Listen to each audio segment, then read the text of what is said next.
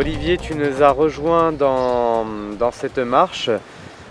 Tu nous quittes aujourd'hui à Charbonnières-les-Varennes pour remonter sur Paris parce que tu as d'autres impératifs. Première question, pourquoi nous as-tu rejoints? Je vous ai rejoint parce que j'avais du temps pour ça, parce que l'Auvergne est magnifique et parce que j'espère que cette marche va réunir beaucoup de monde au fur et à mesure et que l'arrivée à Paris sera triomphale. Alors, quelles sont tes impressions du coup pour y avoir participé? C'était un très chouette moment. Voilà. Autant personnellement, voilà, on a passé des bons moments conviviaux dans une magnifique nature et politiquement, je dirais, ça fait du bien de modestement, voilà, on n'a pas fait de grandes manifestations, mais de faire notre petite action. D'accord. Dernière question, est-ce que tu seras avec nous le 14 juillet à Paris? Si Dieu veut, oui. Eh ben, on va espérer. Merci Olivier. Merci à toi, Sylvain. Bonjour monsieur. Bonjour. Puis-je vous demander pour commencer votre prénom et votre lieu de résidence? Alors Patrick et je suis de Manzat. D'accord. Première question, qu'est-ce que pensez de l'actuel président de la République, François Hollande? Oula, un grand sujet. Et ben nous on n'est pas très contents, hein, de toute façon. Sa façon de gérer la France, c'est pas la mienne. Et tout ce qu'on attend, c'est qu'il s'en aille.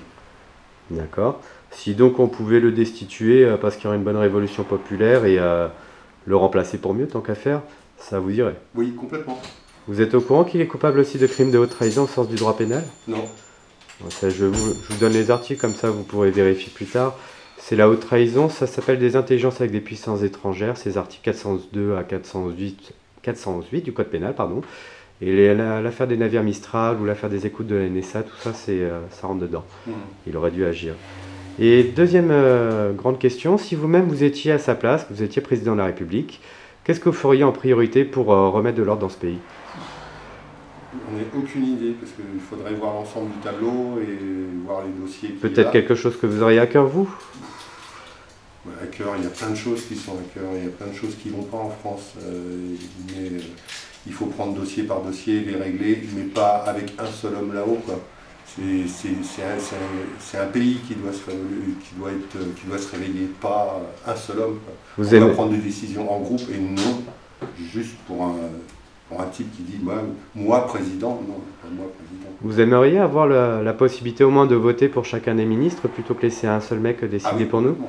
Complètement. D'accord. Et si on vous le proposait sur une constituante, ça vous intéresserait vous, complètement.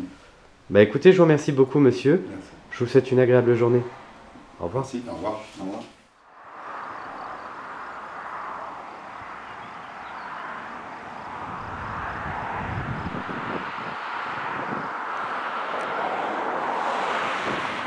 Bonjour madame. Oui, bonjour.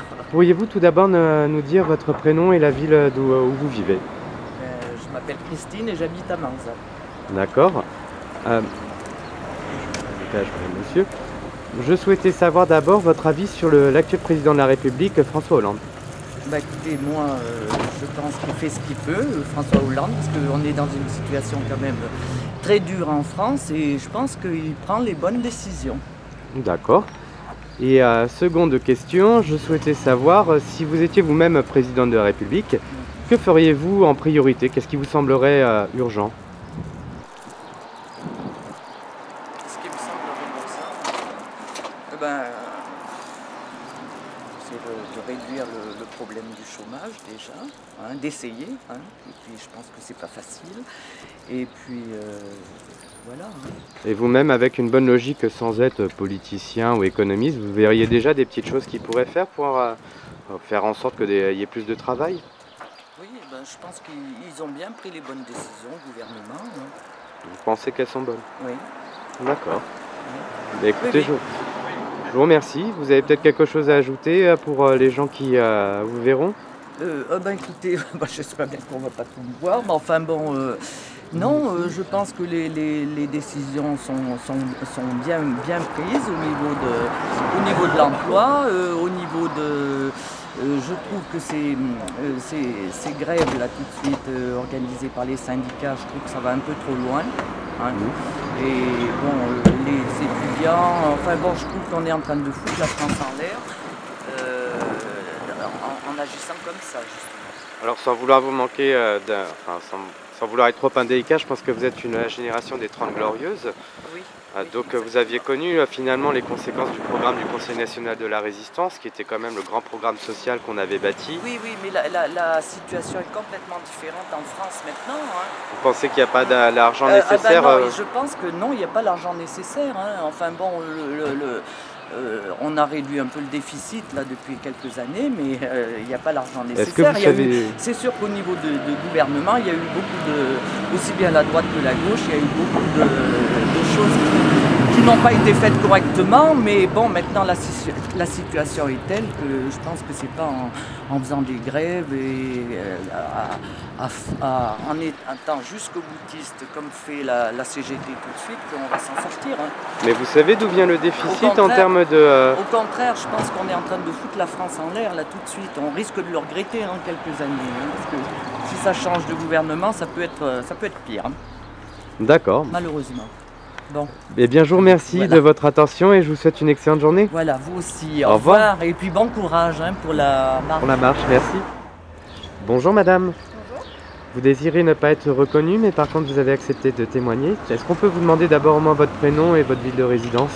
Alors je m'appelle Caroline, j'habite à Vitrac. D'accord. Première question, nous voudrions savoir ce que vous pensez de l'actuel président de la République. Alors je suis pas très au fait, je suis pas tellement l'actualité, la politique. Après, visiblement il y a pas mal de choses qui vont quand même pas dans ce qu'il propose. Donc rien qu'à voir les événements actuellement, cette politique ne colle pas très bien avec ce que veut le public et le peuple du pays. Je vous remercie. Deuxième question, je souhaitais savoir si vous-même étiez à son pouvoir, que vous aviez la chance d'être président de la République. Qu'est-ce qui vous semblerait urgent à mettre en œuvre, sans forcément avoir les compétences, mais quelle grande direction vous prendriez? Je pense qu'il faut travailler surtout sur le chômage, enfin sur le travail, essayer de rapatrier un petit peu plus des entreprises en France, éviter tous ces gens qui partent parce que financièrement c'est plus intéressant de partir à l'étranger. Ça c'est important. Après l'éducation c'est super important.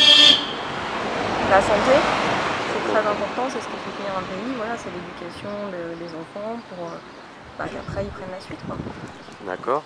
Et vous parliez de rapatrier un petit peu tout bêtement l'économie en France, arrêter de laisser les capitaux fuir. Est-ce que vous êtes au courant que les traités européens nous empêchent justement de maintenir en France notre industrie, nos capitaux? Est-ce que vous savez ça? Pas particulièrement. D'accord. Je vous remercie madame pour votre témoignage et je vous souhaite une excellente journée. Merci, vous aussi. Au revoir.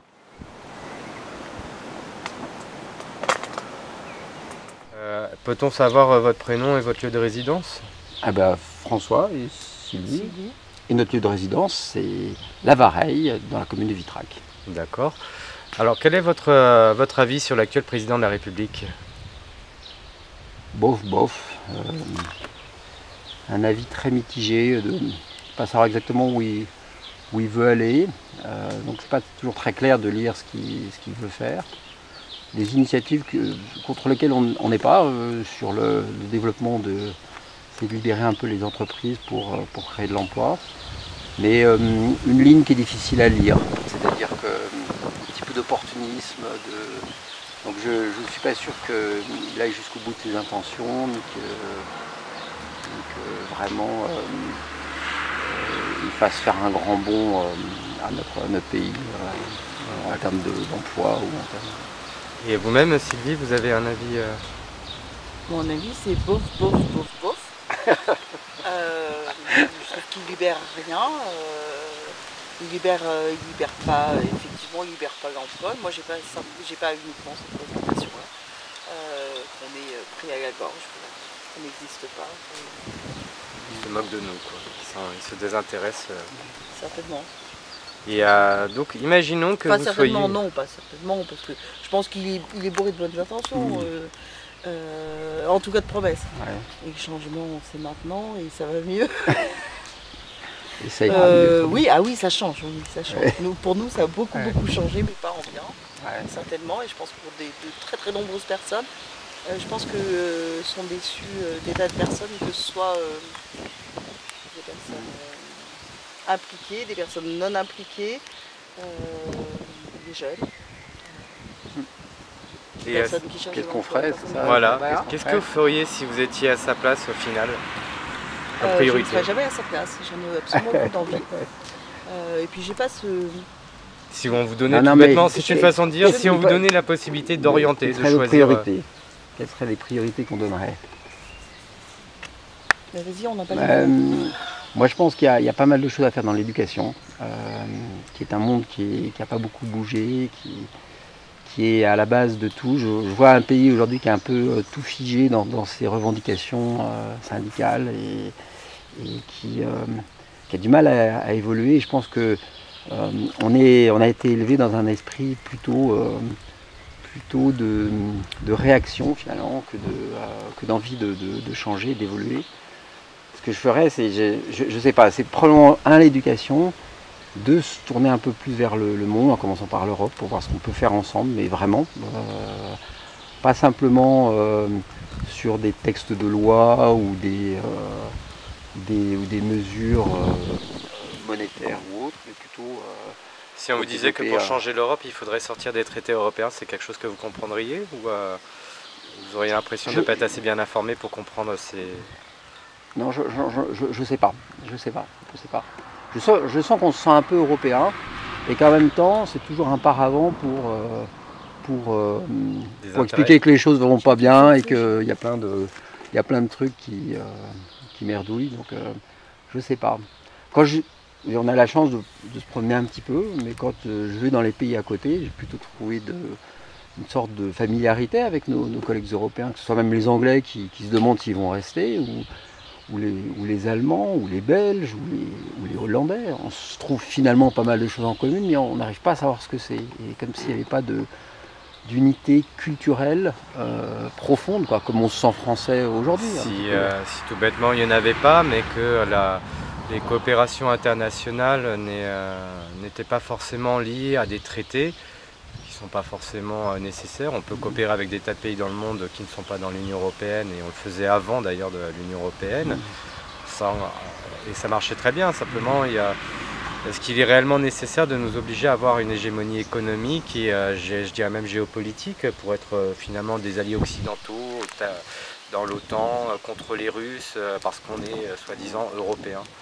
Est-ce que c'est forcément une façon de concevoir la diversité un certain nombre d'éléments qui nous réunissent. Je ne dis pas que le côté économique n'est pas important malgré tout, parce que on voit bien qu'on travaille ensemble et on a pas mal d'échanges et que ça correspond à une zone économique qui peut permettre de trouver des débouchés, je veux dire, pour des petites entreprises, ou des moyennes ou des grandes. On voit que nos collègues italiens qui ont plein de PME qui marchent bien, c'est pas l'export vers la Chine qui les fait vivre forcément. Alors je dis pas qu'il n'y en a pas oui, bien sûr, qui aillent, mais ça peut être vers la France, vers l'Allemagne, etc. Donc si on pouvait se développer ensemble de manière plus cohérente et se sentir européen, peut-être à travers nos votes aussi plus directement, une sorte de démocratie un peu indirecte.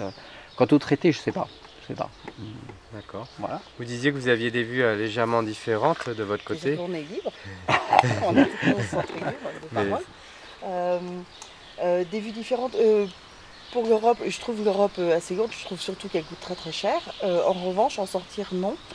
Je pense qu'il faut se servir aussi un petit peu du passé, ou prendre une leçon du passé. Je trouve que l'Europe est quelque chose de correct, voire très bien, et éventuellement formidable si on arrivait à la développer.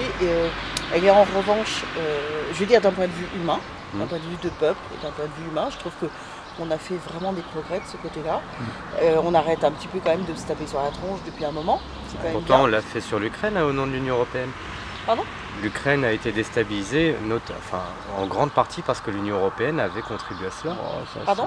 Je pense que la géopolitique en gros, parce que les informations n'ont pas été diffusées correctement. L'insurrection qu'on a eue en Ukraine, bon certes ils voulaient dégager un oligarque, mais pour remplacer par d'autres oligarques qui en plus sont avec le fervent soutien de néo-nazis. Le but géopolitique derrière ça, puisque entre les accords gaziers, il y a toujours des enjeux économiques, c'est des révolutions un petit peu pilotées. Et derrière ce pilotage, on avait George Soros qui l'a totalement assumé, qui est un grand financier qui est plutôt dans les intérêts américains.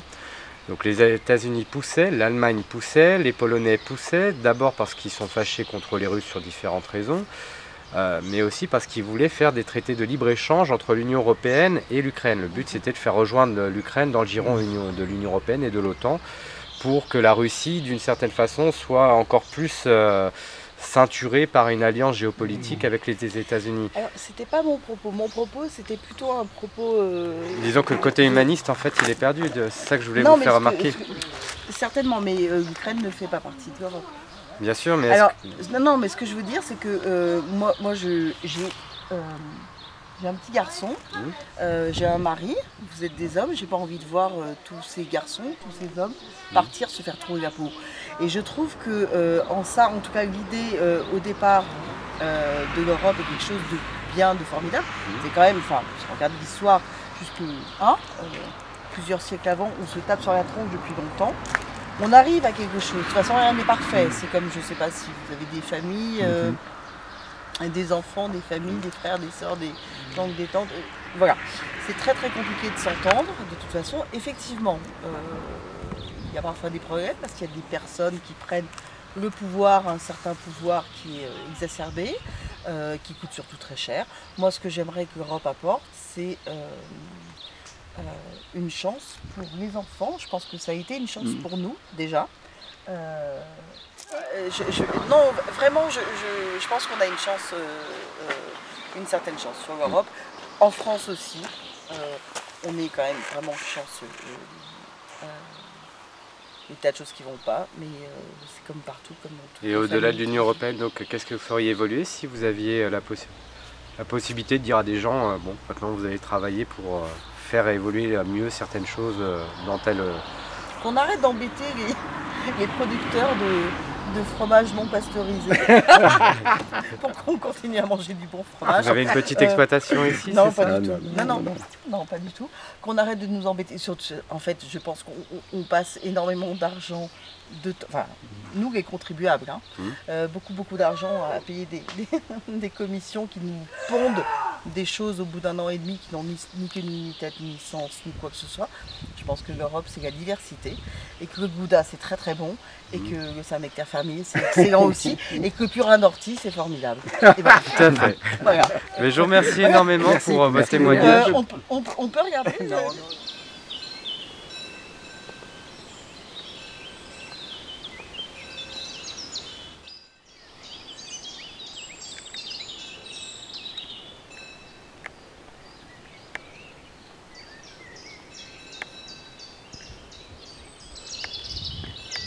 Bonjour. Bonjour. Merci de nous accueillir. Vous êtes avec votre maman à côté qui est hors champ. Est-ce que vous pourriez nous dire tout bêtement vos prénoms et la ville d'où vous venez? Je m'appelle Maxime et je viens de Montferrand. D'accord. Et du coup maintenant je suis sur Saint-Georges-de-Mons. C'est toujours en Auvergne. D'accord. Première question, pourriez-vous nous dire ce que vous pensez du président de la République? À vrai dire, j'ai voté pour lui, mais maintenant je regrette beaucoup. Parce que j'aurais cru valoriser un peu les gens comme moi voilà, qui gagnent 1200 € par mois. J'ai été très déçu. Rien que dernièrement, qui nous a imposé une loi que les ouvriers ne veulent pas. Donc voilà, pour moi, c'est... D'accord. Et si vous-même étiez à sa place et que vous pourriez orienter des grands choix qui vous sembleraient un peu urgents en ce moment, qu'est-ce que vous tenteriez d'améliorer? Au moins les conditions de travail des smigards, qu'on n'est pas valorisé à notre juste valeur. Moi j'ai un boulot où je travaille toute l'année dehors, l'hiver dans le froid, l'été par la chaleur. Tout ça pour gagner, 1200 €. Quand on voit eux ce qu'ils gagnent, on se dit ouais bon. C'est vrai que bon, on n'a pas trop à se plaindre non plus, on a 35 heures, je vais pas non plus Mais bon voilà, après, quand on voit à côté ce qu'ils peuvent dépenser et que nous, ce qu'on gagne, pour moi, c'est ridicule, quoi. Ça devient même du ridicule, quoi. Bah, écoutez, je vous remercie. Bah, de rien.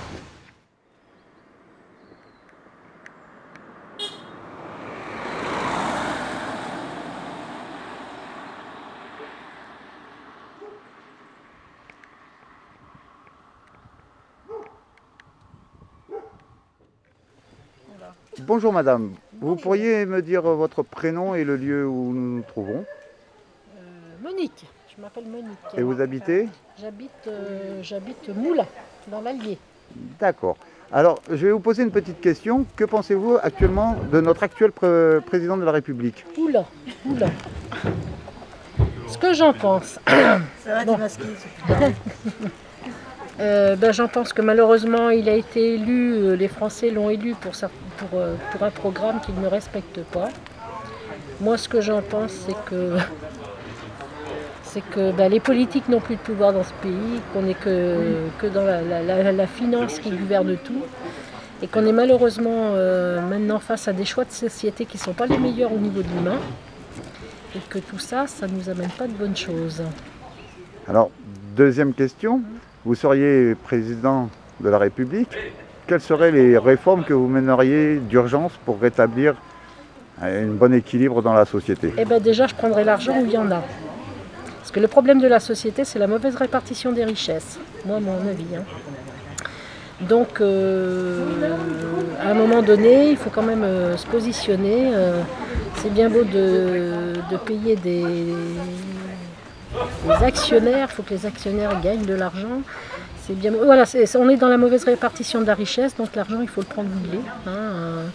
Il faut que tout le monde soit utile à la société pour que tout le monde puisse en porter les fruits et qu'on ait une société à visage humain, qu'on n'ait pas une société de merde comme on nous la prépare là, actuellement, où les gens n'auront plus leur place, où il faudra se battre constamment pour vivre, où on ne pourra pas plus se projeter dans l'avenir, on pourra pas s'assurer le lendemain. Alors bon, il y a des gens pour qui peut-être ça convient, mais voilà, dans une société afrique et inhumaine, quoi. Voilà ce qui nous attend. Eh ben, je vous remercie beaucoup madame, et puis je vous souhaite une bonne journée. Et bien vous également.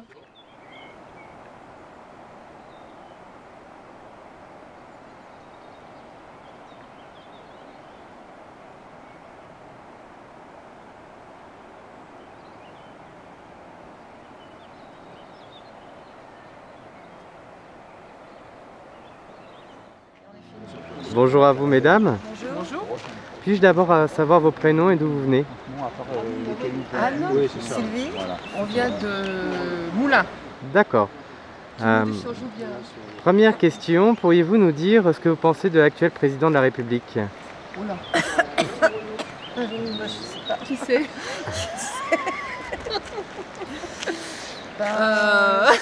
Moi, il me fait rire, c'est déjà pas mal. Ouais, il me fait rire, mais bon, après, il y a des choses bien, des choses moins bien. Il y a des choses... Je pense que c'est moins pire qu'avec l'ancien, mais ça aurait pu être mieux quand même. En fait, je crois qu'il a déçu pas mal de gens. Voilà, on en restera là, c'est pas non plus... D'accord. Après, c'est pas évident non plus. Imaginons maintenant que vous soyez à la place du chef de l'État et que vous pouviez faire quelque chose qui vous semblerait primordial pour la France, en tout cas urgent. Qu'est-ce que vous feriez?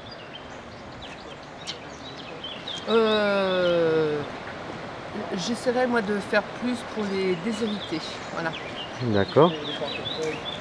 Mais bon, attention, le rôle de chef de l'État, c'est pas facile non plus, hein, je m'y vois pas quand même. Moi, il y a un truc que je trouverais juste, c'est que ça, ils en ont déjà parlé au niveau des allocations familiales, des aides sociales qui sont données à plein de gens.